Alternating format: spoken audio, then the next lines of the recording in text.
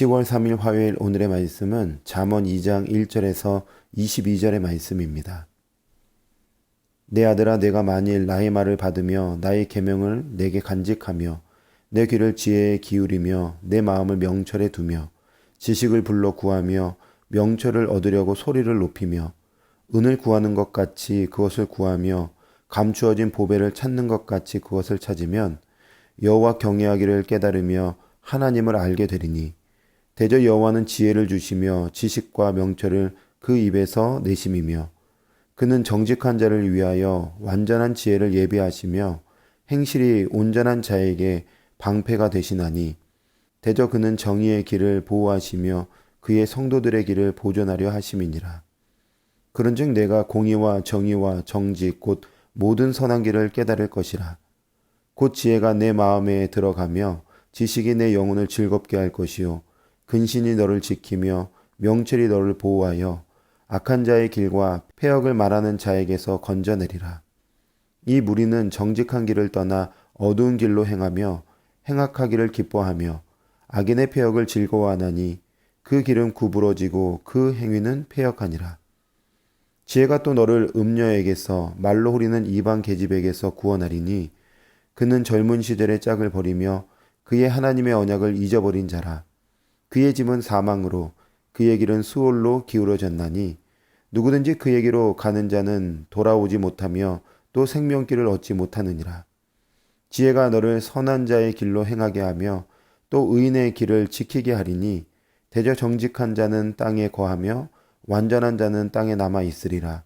그러나 악인은 땅에서 끊어지겠고 간사한 자는 땅에서 뽑히리라. 아멘. 우리는 계속 잠언의 말씀을 함께 살펴보고 있습니다. 잠언이 기록된 목적이 있습니다. 그 목적은 무엇일까요? 잠언 1장 7절의 말씀에 보면 그 목적이 잘 기록되어 있는데 여호와를 경외하는 것이 지식의 근본이거늘 미련한 자는 지혜와 훈계를 멸시하느니라 라고 말씀하고 있습니다. 이것이 잠언이 기록된 목적이자 주제입니다. 솔로몬은 왕위에 오른 뒤 지혜와 부와 영광을 누렸습니다.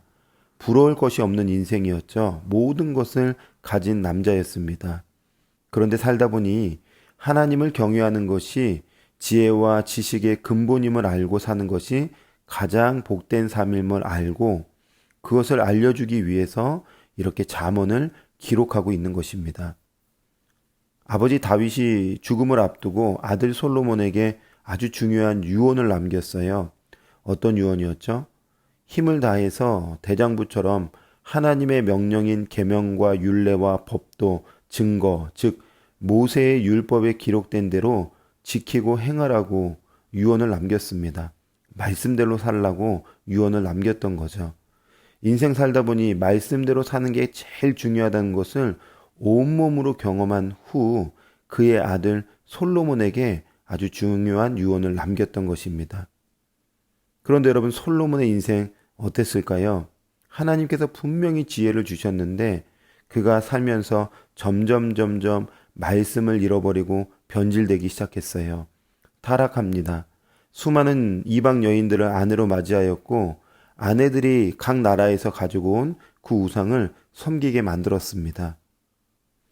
솔로몬이 이렇게 타락한 이후에 자신의 인생을 돌아보며 고백을 한 것이 만약에 잠언이라고 한다면 여호와 하나님을 경외하라 이 말씀과 내 아버지의 명령을 지키고 내 어머니의 법을 떠나지 말라라는 이 고백은 참회의 고백이고 눈물의 신앙 고백이 아니라고 할 수 없습니다. 여러분, 그런 점에서 오늘 2장은 이렇게 시작합니다. 내 아들아 라고 시작하죠. 누군가에게 아주 따뜻하고 친밀하게 그의 마음을 전하는 표현이라고 할 수 있습니다. 아들아 이름을 부르면서 뭘 전하고 싶었던 걸까요? 1절에서 3절에 보니까 하나님의 말씀을, 그 하나님의 말씀을 손으로 잘 받고 귀와 마음으로 받으라고 말합니다. 특별히 명철을 얻기 위해서는 소리를 높이라고 말하죠. 간절한 마음으로 구하라는 것입니다. 여러분, 이어서 4절에서 5절도 보시면 은을 구하는 것 같이 그것을 구하며 감추어진 보배를 찾는 것 같이 그것을 찾으면 여호와 경외하기를 깨달으며 하나님을 알게 될 것이다 라고 말씀하고 있어요. 여러분, 은은 지금으로 하면 돈이라고 말할 수 있고 보배는 금이나 보석 같은 것입니다. 사람들이 돈, 금, 보석을 얻기 위해서 얼마나 많은 노력과 애씀이 있습니까? 하늘의 것, 즉 지혜와 명철을 얻기 위해서도 그렇게 하라는 것입니다. 아니, 더 해야 되겠죠. 더 찾고 더 구해야 되는 것입니다. 그렇게 지혜를 찾으면, 지혜를 구하면, 하나님의 말씀을 구하면 신자에게 어떤 유익이 있는 걸까요? 어떤 유익의 삶이 펼쳐지는 걸까요? 16절에서 19절에 잘 말씀하고 있는데, 지혜가 또 너를 음녀에게서 말로 홀리는 이방 계집에게서 구원하리니 그는 젊은 시절의 짝을 버리며 그의 하나님의 언약을 잊어버린 자라. 그의 집은 사망으로 그의 길은 수올로 기울어졌나니 누구든지 그에게로 가는 자는 돌아오지 못하며 또 생명길을 얻지 못하느니라. 아멘. 여러분, 음녀와 이방 여인은 모두 이방에서 온 매춘부를 가리키는 말입니다. 당시 종교와 밀접한 관련이 있는 표현이죠. 우상과 관련된 표현이며 영적 타락과 관련된 표현이라고 생각하면 쉽습니다. 그게 무슨 얘기냐? 하나님을 배격하고 세상과 손잡고 살아가게 하는 그러한 영적인 타락 속에서 무엇이 우리의 영혼을 어둠에서부터 건져내 주는가? 그것은 지혜라는 것입니다. 지혜인 하나님의 말씀이 우리의 삶을 구별시켜주고 거룩의 길을 걸어갈 수 있도록 도와준다는 것이죠. 바른 길로 걸어갈 수 있도록 돕는다는 것입니다. 그래서 20절, 22절의 말씀에 보면 지혜가 너를 선한 자의 길로 행하게 하며 또 의인의 길을 지키게 하리니 대저 정직한 자는 땅에 거하며 완전한 자는 땅에 남아 있으리라. 그러나 악인은 땅에서 끊어지겠고 간사한 자는 땅에서 뽑히리라. 아멘. 선한 사람의 길, 의로운 사람의 길을 걷게 하는 것이 무엇이라고 말씀하죠? 지혜입니다. 지혜.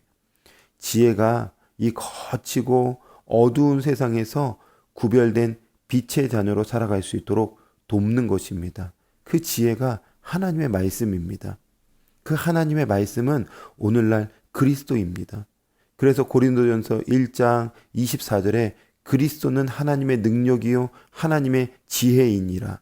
우리가 오늘도 하나님의 말씀이신 그리스도, 지혜의 근원이신 그리스도와 함께 할 때에 어두운 세상에서 빛처럼 살아낼 수 있는 것이고 영적 타락이 아니라 선한 삶, 바른 삶의 길을 걸어갈 수 있게 되는 것입니다.